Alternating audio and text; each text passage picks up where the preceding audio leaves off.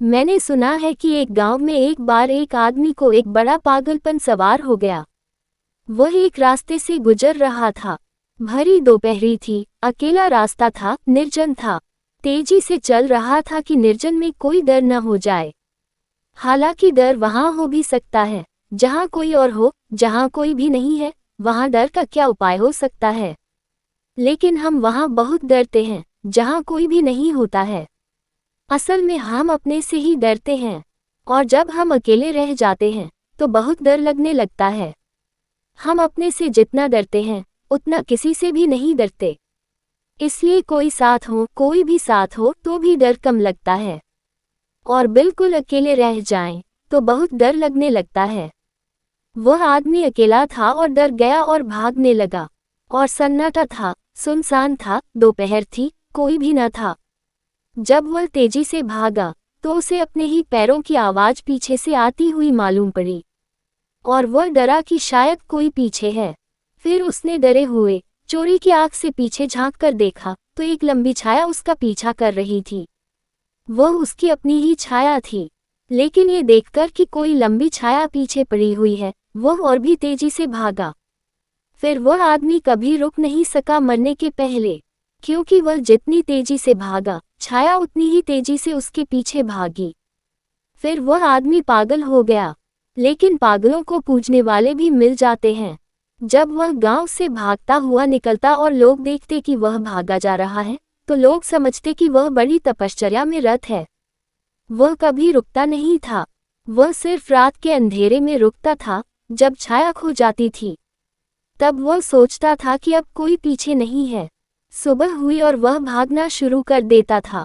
फिर तो बाद में उसने रात में भी रुकना बंद कर दिया। उसे ऐसा समझ में आया कि जब तक मैं विश्राम करता हूँ, मालूम होता है जितना दूर भागकर दिन भर में मैं दूर निकलता हूँ उतनी देर में छाया फिर वापस आ जाती है, सुबह फिर मेरे पीछे हो जाती है। तब उसने रात में भी रुकना बंद कर दिया। फिर वह पूरा पागल हो गया। फिर वह खाता भी नहीं, पीता भी नहीं। भागते हुए लाखों की भीड़ उसको देखती, फूल फेंकती। कोई राह चलते उसके हाथ में रोटी पकड़ा देता, कोई पानी पकड़ा देता। उसकी पूजा बढ़ती चली गई। लाखों लोग उसका आदर करने लगे। लेकिन वह आदमी पागल होता चला गया, और अंततः वह आदमी एक दिन गिरा और मर गया। गांव के लोगों ने, जिस गांव में वह मरा था, उसकी कब्र बना दी एक वृक्ष के नीचे छाया में। और उस गांव के एक बूढ़े फकीर से उन्होंने पूछा कि हम इसकी कब्र पर क्या लिखें। तो उस फकीर ने एक लाइन उसकी कब्र पर लिख दी, किसी गांव में, किसी जगह वह कब्र अब भी है। हो सकता है कभी आपका उस जगह से निकलना हो तो पढ़ लेना।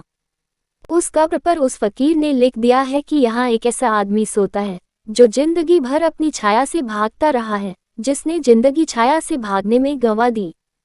और उस आदमी को इतना भी पता नहीं था जितना उसकी कब्र को पता है। क्योंकि कब्र छाया में है और भागती नहीं, इसलिए कब्र की कोई छाया ही नहीं बनती है। इसके भीतर जो सोया है उसे इतना भी पता नहीं था जितना उसकी कब्र को पता है। हम भी भागते हैं। हमें आश्चर्य होगा कि कोई आदमी छाया से भागता था। हम सब भी छायाओं से ही भागते रहते हैं, और जिससे हम भागते हैं वही हमारे पीछे पड़ जाता है। और जितनी तेजी से हम भागते हैं उसकी दौड़ भी उतनी ही तेज हो जाती है, क्योंकि वह हमारी ही छाया है। मृत्यु हमारी ही छाया है, और अगर हम उससे भागते रहे तो हम उसके सामने कभी खड़े होकर पहचान न पाएंगे कि वह क्या है। काश वह आदमी रुक जाता और पीछे लौटकर देख लेता, तो शायद अपने पर हंसता और कहता, कैसा पागल हूँ, छाया से भागता हूँ। ओशो।